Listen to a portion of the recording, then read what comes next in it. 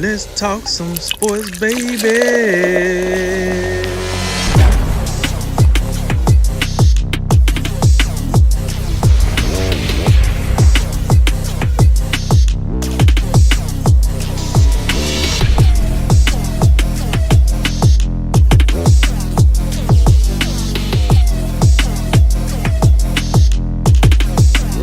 And remember, make tomorrow better than today and make today better than yesterday.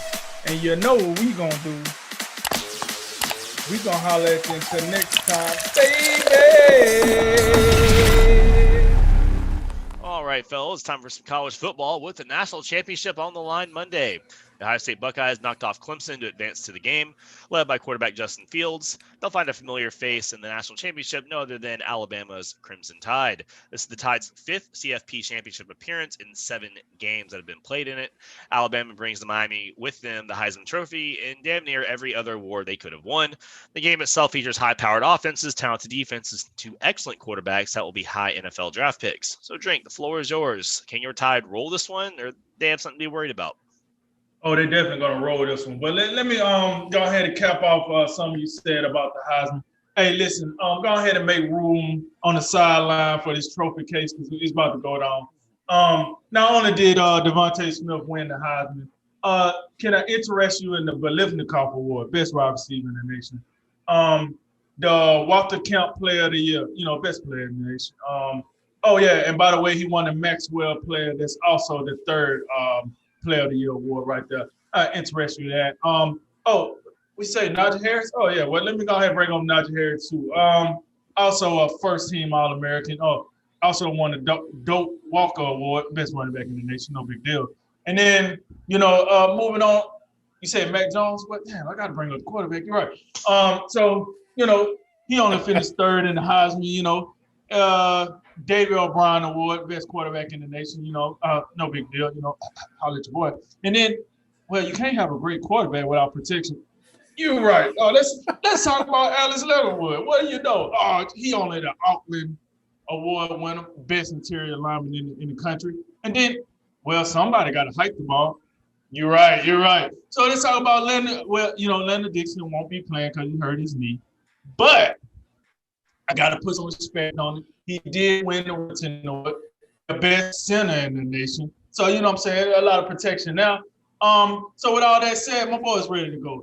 But let me explain something to everyone. Because, even if you want to add in Patrick Surtain, he was second in the Thorpe Award, my boy got robbed. But either way, Can't win them all, they say. Yeah, in that award show, I think Alabama won 7 of the 13 awards. They was just like, listen, we can't just get these awards. Because if they go and lose the game, then we look like fools, I guess. So, but I would say this: all those names I just mentioned to you, that I'm so giddy about, all those guys are seniors, and they all came back to play last year with one goal in mind, and that goal was to win a championship. This is what they're here for. No disrespect to Ohio State, but it's kind of like the mission LSU was on. Like, nobody's going to stop us this year. And I do feel that way about this national championship game. These guys, Devontae Smith, after he won the Heisman Trophy, he got into bed and went to sleep and made sure he had rest for practice. Like, these guys are ready. They seem to have a professionalism, like a professional look to them where Nick don't even got to say much. He says 2 cents. These guys, he actually let these players talk more this year than he didn't ever let players talk because he's confident that these guys are going to hold themselves to a certain standard, the Alabama standard, and they are for the most part. Now to the game itself, why do I feel so confident about the game? Ohio State had roughly 2 to 3 weeks. If you count the Big Ten championship game, because they probably didn't get ready for Northwestern and all that much, they had a lot of time to get ready for Clemson. I said this in the last show. They had time to get ready for Clemson, where Clemson, they knew a lot of weaknesses that they was going to exploit, and they did. And like I said, you could tell that team was well coached because it wasn't just like some guys randomly being in the right spot. They was always in the right spot. They slanted the right way. They pushed the line the right way. It was incredible. They won't be able to do that with Alabama. One, they don't have as much prep time. That's one. Two, Alabama is better than Clemson in every area they dominate. You go back and you look at Alabama, you look at Clemson. The only spot where you can say that Clemson is definitely better is quarterback. And even then, it's an argument to be made. But I think our running back is better, our offensive line better, our wide receiver talent is better. Clemson got a better defensive line than we do. I give them that. But our line, as average, if you want to call, they still have the prowess to at least keep a quarterback in the pocket. We'll see how they go. But our secondary is by far better than Clemson. For sure. Our secondary is better. Maybe, I think Christian Harris this year and Dylan Mosley as the inside linebacker package. I found out the other day that Mosley, the only game where he was 100% healthy was the very first game of the season. After that game, he dealt with injuries for the rest of the season, which makes sense why he hasn't been playing to the best of his ability, and Christian Harris been playing pretty well. But the weakness I will give people is one of our safeties, not both, but one of our safeties. This guy, hey, Wright, Daniel Wright, number 3, I'm going to need you to get it together. Get ready to lay a hat. Get ready to play some coverage. I like Jordan Battle a lot, but I think, the other safety makes Jordan Battle do too much on the back end. If we can get that fixed, I honestly don't know where Ohio State has the advantage. And it's definitely not head coach. Yeah, it's not that. Offense coordinator, I wouldn't even give them that. I think our offense coordinator is better. They do have a better defense coordinator. I would give them that. They definitely got that.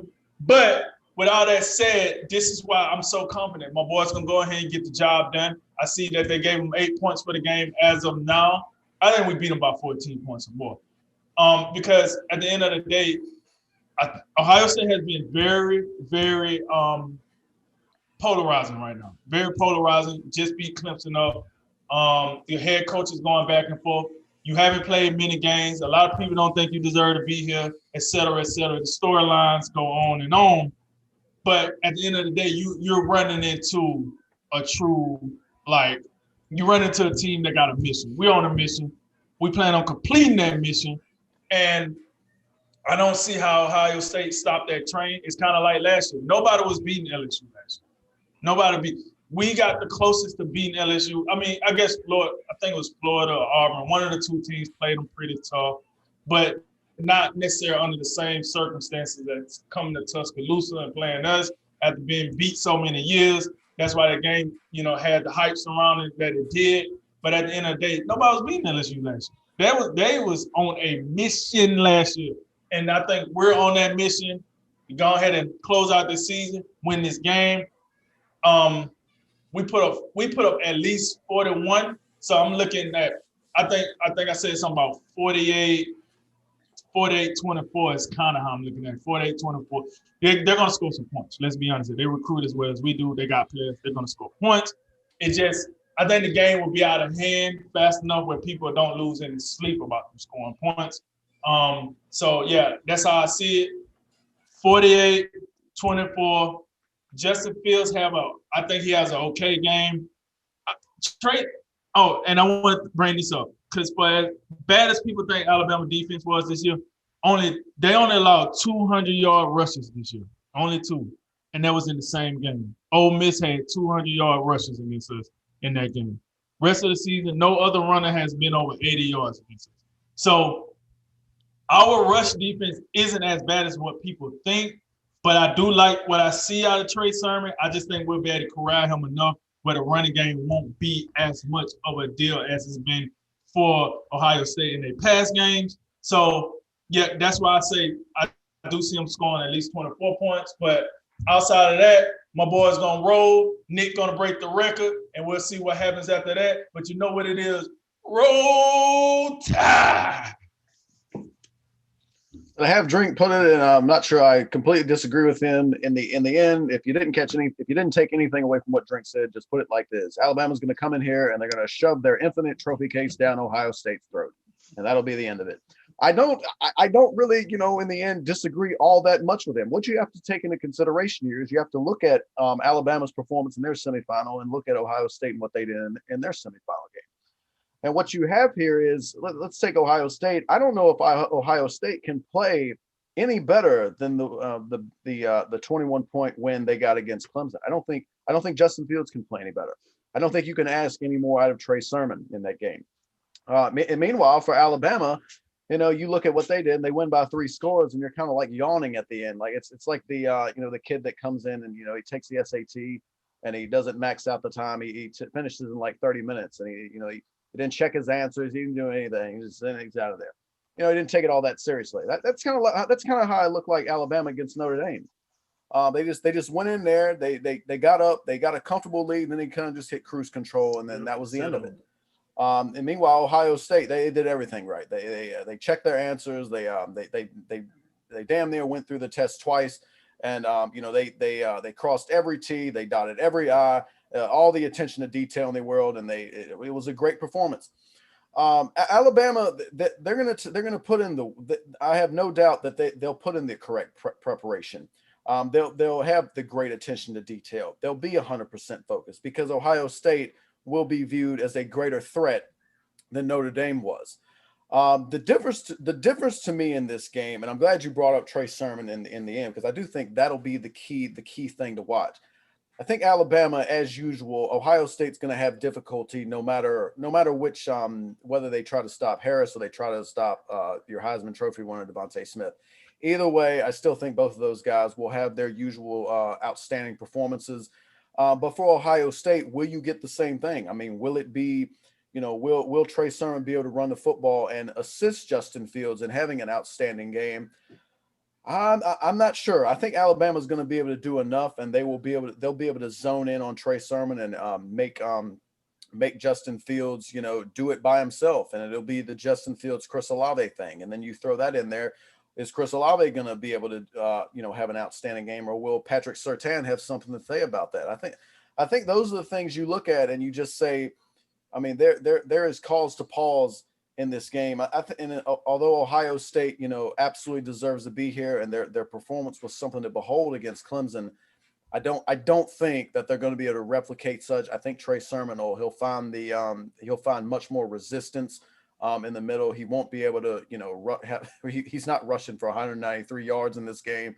And since he's not going to do that, I don't think in this particular matchup, Justin Fields is not going to be able to carry Ohio State and go step for step with Mac Jones and that explosive Alabama offense. Alabama wins this by 2 scores. Hold on, right, 1 minute, Coach. I forgot to bring up two more key points for Alabama. One, right? We got a kicker. So if this game comes down to some kicking, we can make some kicks. And then two, I would be very surprised if Jalen Waddle does not play in this game. I was going to ask you about that. Yeah, I think he will play in this game, and I think he will play. Like people, he's going to be a decoy. You understand? Jalen Waddle been walking around and rehabbing for weeks. He just hasn't been at practice. Now he's been at practice. I think he will have an impact on this game. So I forgot to add that in on my first one. Yeah, I was going to ask you about that because that to me is another big deal. I think that when you look at the individual matchups, I think that the first thing Alabama's got to – if I was an Alabama fan, the only thing I'd be worried about is this. What is the only thing that's put Alabama's feet to the fire in the last 2 years? Prolific offenses. LSU did it. You talked about that. Florida did it in the SEC championship. I mean, that team wasn't as great, but that offense was special. It absolutely was. And then, I mean, Ole Miss, they're really good on offense. I think that was more of a week one defensive, no one could practice. I wouldn't put so much stock in that, but that's about the only time this team can get tested. And Ohio State has the athletes to do that because, like you said, they recruit as well as you guys do, or pretty close to as well. So they've got that speed. They have the speed Notre Dame doesn't have. You ain't gonna be out there running at 3/4, throttle and keeping up with them. I mean, guys are gonna have to hustle, but I don't know if Ohio State's offense overall is good enough. And when I look at one thing I really think about is I think about the receivers, even if it's just Devontae Smith. Let's say Jalen Waddle wakes up and he says, I don't feel like whatever. Even if you just had Devontae Smith, Sean Wade did not look great in the Clemson game. He was getting burned and he was losing some money in a lot of plays. And now you're going to put Devontae Smith against him. I mean, and after that, even if Devontae Smith and him sort of, factor out a little bit, who else is there for the Ohio State defense in that secondary to cover the rest of the weapons you guys have? I mean, there's a lot more than just Devontae Smith that can scare you in that offense. And then again, I think that the other problem is Ohio State dominated the line of scrimmage against Clemson. That I don't know where that pass rush came from. I don't know if they can do that again. But every time Trevor Lawrence dropped back, he got to his third step, and there was some dude with a hand right here in his face. That's not going to happen against Alabama. You have literal NFL offensive lines on that team every year. That's not happening. Mac Jones is smart and get the ball out quick. If you don't have that, and you don't have a great answer for Devontae Smith, then as Ohio State, I wonder, can you make that difference up? And I don't think they can. I don't believe they can. I think that they basically, these games that they have really kind of come back to life on, or been able to figure out how to win. Two of them, they had to start running the ball a lot more. That ain't going to be happening nearly as much. And against Clemson, they were getting the benefit of the doubt of short fields. They were getting a couple turnovers, and they were destroying Clemson's offensive line, which ain't going to happen. So as much as I'd like to see a close game, I think it's one of those games where Ohio State keeps it close early. Like, it's early in the middle of the second quarter, and we're like, oh man, it's 14-10, and then the second half, Alabama comes out of the locker room and makes all their adjustments, and they just blow the doors off this thing and they take it home. So yeah, like I said, I want to see a really close game, but you look at this and you think this is one of those Alabama teams. It's just one of them teams, and so far, ain't none one of them teams lost. So I don't think it's going to start here, but we will see. That is going to be Monday night. And just to confirm, Ohio State got on their plane. They are headed down there. It's going to happen. It's going to go as scheduled.